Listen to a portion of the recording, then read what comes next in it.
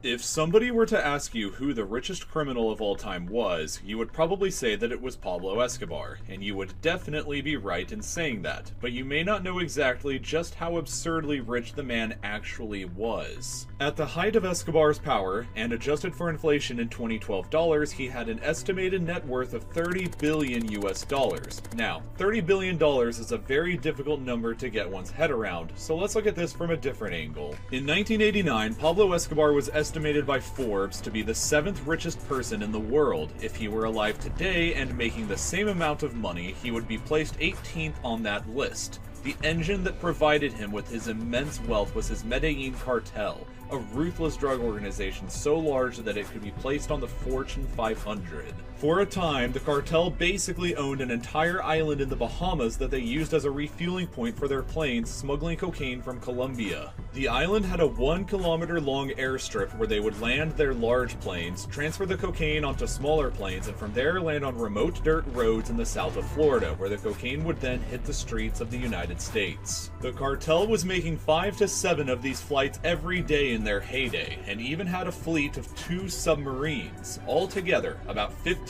tons of cocaine was being smuggled by the cartel into the United States per day. This amounted to them controlling 84 to 90% of the cocaine supply in the United States, and about 80% of the total global cocaine supply.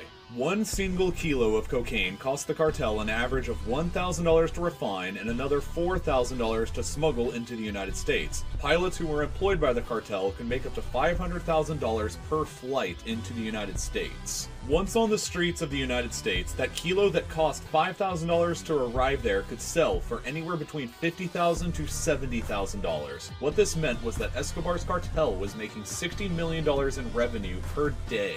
That equals $420 million every week, and that meant an operating yearly income of $22 billion.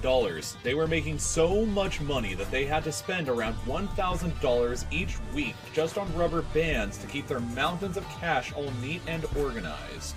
They ran out of places to store their money and had to resort to stashing it in old, worn-down warehouses and even buried it in remote fields. Escobar decided to write off 10% of their monthly revenue simply because that's about how much was being eaten by rats or damaged by water. That's about $2.2 billion every year that was simply being destroyed, and it didn't affect Escobar much at all. This is a man who once burned $2 million in cold cash just to keep his daughter warm one time when she was cold.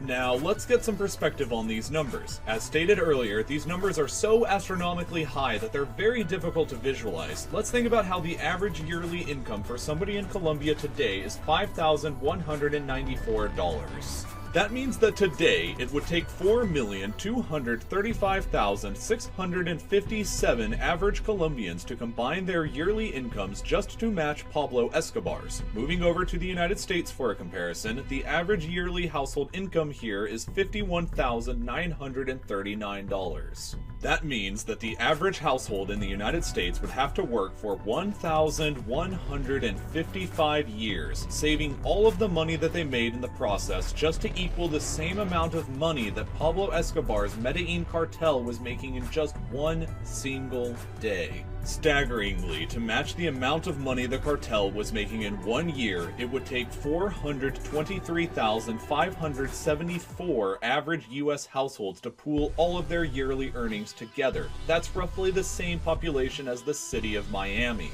And what about Escobar's reported net worth of $30 billion? That value is so high, it's roughly equivalent to the entire 2016 GDP of Paraguay, a country with a population of 6,783,000 people.